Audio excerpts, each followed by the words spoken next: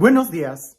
Dicen que para poder aprender hay que tener la actitud de que no lo sabemos todo. Y es que es cierto, cuando tú tienes la actitud de que ya lo sabes todo, no estás dispuesto a poder aprender nuevas formas o simplemente nuevo conocimiento. Pero en mi experiencia me he dado cuenta que no solamente es suficiente el tener la actitud de que no lo sé todo, sino además tener la actitud de poder cambiar la forma en cómo yo hago las cosas. Porque si yo voy por la vida creyendo que lo sé todo, no voy a aprender, me voy a quedar en la ignorancia. Pero si también voy por la vida haciendo todo de acuerdo a como ya estoy acostumbrado, pues ahora sí, que tampoco voy a poder mejorar, me voy a quedar estancado en el mismo lugar. Mi abuelita decía que no había chango viejo que aprendiera maroma nueva, pero aunque ese refrán quiere decir que muchas veces nosotros con el tiempo nos quedamos aferrados a nuestras ideas, pues más bien deberíamos de darnos cuenta de esas ideas en las que estamos tan aferrados para poder cambiar, para poder relajarnos y evaluar si hay otras formas mejores de hacer las cosas que a como estamos acostumbrados. Hoy en el Evangelio se acerca pues un fariseo a Jesús para hacerle una pregunta. Él ya lo sabía, era fariseo e incluso dice la Sagrada Escritura que era un doctor de la ley. Y le hace una pregunta que pudiera ser muy fácil, pero en ese diálogo creo que la respuesta que Jesús le da no es solamente para el doctor de la ley, sino para cada uno de nosotros. El reto para ti y para mí es precisamente estar en la disposición no solamente de aprender, sino de querer modificar nuestras costumbres o nuestras acciones. Sin más, escuchemos el Evangelio. En aquel tiempo, se presentó ante Jesús un doctor de la ley para ponerlo a prueba y le preguntó: Maestro, ¿qué debo hacer para conseguir la vida eterna? Jesús le dijo: ¿Qué es lo que está escrito en la ley? ¿Qué lees en ella? El doctor de la ley le contestó: Amarás al Señor tu Dios con todo tu corazón, con toda tu alma y con todas tus fuerzas y con todo tu ser, y a tu prójimo como a ti mismo. Jesús le dijo: Has contestado bien, haz eso y vivirás. El doctor de la ley, para justificarse, le preguntó a Jesús: ¿Y quién es mi prójimo? Jesús le dijo: Un hombre que bajaba por el camino de Jerusalén a Jericó cayó en manos de unos ladrones, los cuales lo robaron, lo hirieron y lo dejaron medio muerto. Sucedió que por el mismo camino bajaba un sacerdote, el cual lo vio y pasó de largo. De igual modo, un levita que pasó por ahí lo vio y siguió adelante. Pero un samaritano que iba de viaje al verlo, se compadeció de él, se le acercó, ungió sus heridas con aceite y vino y se las vendó. Luego lo puso sobre su cabalgadura, lo llevó a un mesón y cuidó de él. Al día siguiente sacó 2 denarios, se los dio al dueño del mesón y le dijo: Cuida de él, y lo que gastes de más te lo pagaré a mi regreso. ¿Cuál de estos 3 te parece que se portó como prójimo del hombre que fue asaltado por los ladrones? El doctor de la ley le respondió: el que tuvo compasión de él. Entonces Jesús le dijo: Anda, haz tú lo mismo. Sí, un evangelio que ya lo hemos escuchado muchas veces, no lo sabemos. Nosotros también nos parecemos al doctor de la ley, ya sabemos muchas cosas. Incluso, algo de subrayar de este evangelio es de que en otro momento le preguntan a Jesús qué es lo más importante y él dice: amar a Dios y a tu prójimo. Pero en esta ocasión, cuando le preguntan a Jesús, Jesús le devuelve la pregunta al maestro de la ley y le dice: ¿qué lees en ella? Y el maestro de la ley dio la misma respuesta que Jesús dio en otra parte del evangelio cuando le preguntaban sobre lo más importante. Dijo lo que Jesús ya había dicho: amar a Dios con todo tu corazón, con toda tu mente, con todas tus fuerzas y a tu prójimo como a ti mismo. O sea, el doctor de la ley sabía lo que estaba en la ley y lo que Jesús ya había dado una respuesta. Ya conocía muy bien la ley y también ya había estudiado un poco a Jesús, porque dijo lo mismo que Jesús había dicho en otro momento. Jesús le dice, haz esto y vivirás. Pero el hombre quiere seguir tentando a Jesús y justificándose. ¿Y quién es mi prójimo? Claro, no le iba a preguntar sobre la ley porque él era el doctor de la ley. El problema no es la ley, ni para ti ni para mí. Nosotros conocemos muy bien los mandamientos de Dios y conocemos muy bien la Biblia. El problema no es saber qué es lo que está escrito. El problema es cómo vivirlo, cómo interpretarlo, cómo ponerlo a la práctica. Por eso aquel doctor de la ley le dice, ¿quién es mi prójimo? Pregunta muy interesante. ¿Quién es tu prójimo? ¿Quién es mi prójimo? Mi prójimo, la palabra lo dice, el que está próximo a mí, pero el que está próximo a mí y me necesita, él es mi prójimo. Jesús da esta parábola, muy fuerte, que nos debe de sacudir a todos nosotros. Si el evangelio no nos sacude, si no nos toma del cuello y nos hace cambiar de vida, entonces hay algo mal en la forma en cómo lo estamos escuchando. Jesús da esta parábola. Primero, un sacerdote. Me cae la pedrada, ¿verdad? Claro, Jesús está hablando de otro tipo de sacerdocios, pero no nos excluyamos. Un sacerdote, puedo ser yo, puede ser tú. El sacerdote que representa en esta parábola, pudiéramos decir, aquellas personas que se dedican al culto de Dios. Sí, hay muchas personas que le dan una gran prioridad al culto de Dios y eso es bueno, eso es importante. La pregunta es, ¿qué es lo más importante?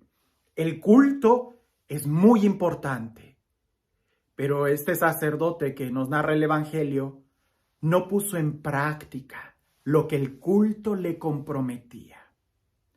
Para mí, el celebrar la misa todos los días con solemnidad me debe de comprometer a amar a mi prójimo, a servir a mi hermano. Si no lo sirvo, algo está mal en la forma en cómo le estoy dando el culto a Dios, que no me compromete a amar a mi prójimo. La segunda persona que pasa por ahí, según esta parábola, es un levita, un hombre que dependía totalmente del templo, un hombre que no tenía posesiones, no tenía tierras, porque ellos vivían del templo, de la herencia del templo. Conocían muy bien cómo mantener el templo y quizás pudiéramos nosotros pensar que era alguien que conocía muy bien la ley. Sí, ahí también nosotros nos podemos engañar. Porque una cosa es darle culto a Dios y otra cosa es conocer la ley. Parece que en la primera persona se le pone énfasis a aquel que le da culto a Dios como algo importante, pero se olvidó de lo más importante, el amor. En la segunda persona, el levita, pudiéramos imaginar que es aquel que le da mucha importancia a la ley, a la palabra de Dios, que es importantísima, pero no es lo más importante. Aquella persona preocupada por la ley, por el mantenimiento del templo, un administrador pudiéramos pensar, se olvidó de el amor al prójimo. Y en labios de Jesús, que siempre nos da esas parábolas para sacudir nuestra conciencia, pasa un samaritano. ¿Y qué concepción tenía el samaritano en aquella época? Pues que era un traidor, que era alguien que pudiéramos decir abandonó la religión oficial para hacer su propia religión, se dividió, se separaron de ellos. Lo ven como un traidor, pero resulta que este hombre samaritano se detuvo, se acercó, limpió las heridas, sintió compasión, limpió las heridas con aceite, con vino y todavía lo lleva lo pone sobre su cabalgadura, lo lleva a un mesón y todavía se asegura de que vaya a estar bien.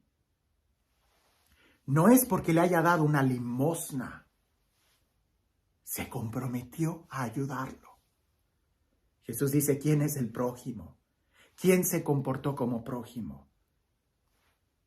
El samaritano, el que tuvo compasión.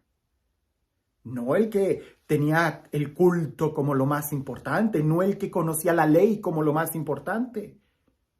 Al final del día, el que tuvo compasión. San Juan de la Cruz nos dice que al final de nuestras vidas se nos va a evaluar en el amor. Lo único que quiere decir es de que Dios no te va a preguntar cuántos pecados hiciste. Cuidado, cuidado. Dios no nos va a preguntar cuántos pecados cometimos, sino más bien cuánto amamos. Y si en realidad amamos, no cometeríamos tanto pecado. El amor va a ocupar toda nuestra vida. Y si pudiéramos amar a Dios con toda la mente, con todo el corazón, con todas las fuerzas, no dejaríamos lugar al pecado. Al final de nuestra vida se nos va a preguntar cuánto amaste. ¿Cuánto amaste? En el Evangelio de San Mateo capítulo 25, cuando se habla del juicio final, porque tuve hambre, porque tuve sed, porque estuve desnudo, porque estuve enfermo, porque estuve en la cárcel. Perdónenme, pero la idea es que nos sacude el Evangelio. No dice cuántos rosarios, cuántas misas, cuántas peregrinaciones, cuántas confesiones hiciste, cuántos sacrificios. No. ¿Cuánto amaste? ¿Cuánto amaste? Y alguien pudiera decir, entonces, ¿para qué voy a misa si lo más importante es el amor?